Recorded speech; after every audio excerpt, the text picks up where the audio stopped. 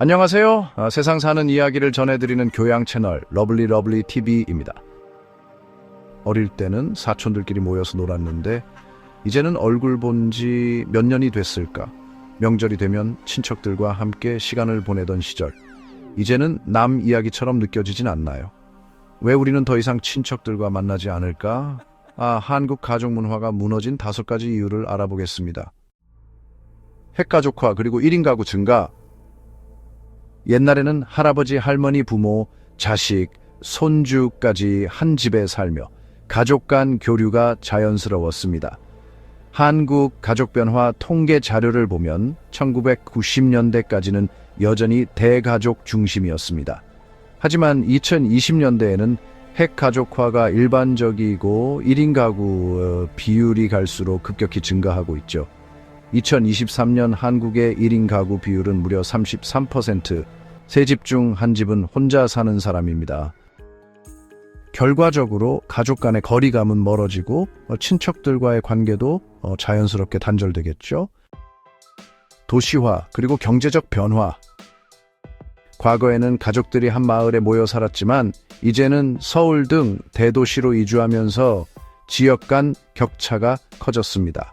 게다가 경제적 부담이 커지면서 각자 살기도 바빠 친척 관계를 챙길 여유가 없는 게 현실이죠. 결국 먼 친척뿐만 아니라 가까운 가족끼리도 교류가 줄어드는 추세가 되어버렸습니다. 개인주의 확산으로 가족보다 내가 중요한 시대.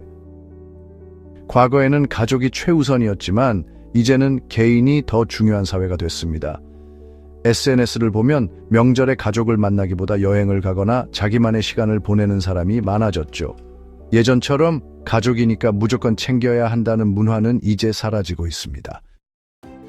명절에 가족 모임을 점점 피하는 추세인데 통계 자료를 보면 2000년대까지만 해도 명절엔 무조건 가족 모임 참석이 일반적이었지만 최근 2020년대부터는 명절엔 힐링 여행 또는 혼자 보내기가 트렌드로 자리 잡고 있습니다. 즉 가족보다는 선택적 관계, 예를 들어 친구나 직장 동료 등이 더 중요해진 시대의 흐름이 되어버린 것입니다.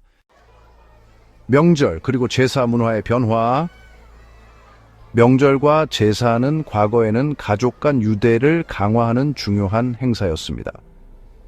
하지만 지금은 명절 스트레스가 커지면서 가족 모임을 피하는 사람이 많아졌죠. 2023년 조사된 명절 가족 모임 참석률 변화 통계를 보면 명절 때 친척을 만나는 비율이 2000년대 초반까지는 90% 이상이었으나 2023년에는 무려 50% 이하로 급격히 감소했습니다. 엄청난 변화죠? 결과적으로 친척 간 교류가 줄게 되고 가족 관계가 더욱 약해지게 된 것입니다. 유산 재산 문제 그리고 가족 갈등 증가. 가족이 평생 함께할 것 같지만 돈 문제가 개입되면 관계가 급격히 무너질 수 있습니다.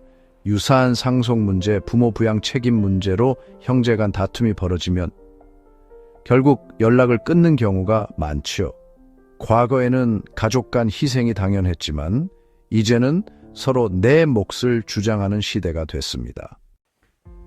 더 큰 문제는 경제적 문제로 인해 가족 관계가 단절되는 사례가 증가하고 있을 뿐만 아니라 이로 인해 가족 간 법적 분쟁 증가율도 높아지고 있습니다. 2000년대에는 가족 간 법적 분쟁 수치가 낮았지만 2020년대에 들어서는 재산과 유산 갈등이 급증하고 있습니다. 여러분, 오늘 내용 어떠셨나요? 가족 관계가 무너진 이유 5가지를 살펴보았는데요. 가족이 예전처럼 친밀했던 시절로 돌아갈 수 있을까요? 아니면 이제는 가족보다 나만의 관계를 더 중요하게 생각해야 하는 걸까요? 여러분은 어떻게 생각하시나요? 여러분의 생각을 댓글로 남겨주세요. 영상이 흥미로우셨다면 구독과 좋아요 부탁드리며 다음 영상에서도 더욱 알차고 유익한 내용으로 돌아오겠습니다. 세상 사는 이야기를 전해드리는 교양 채널 러블리 TV였습니다.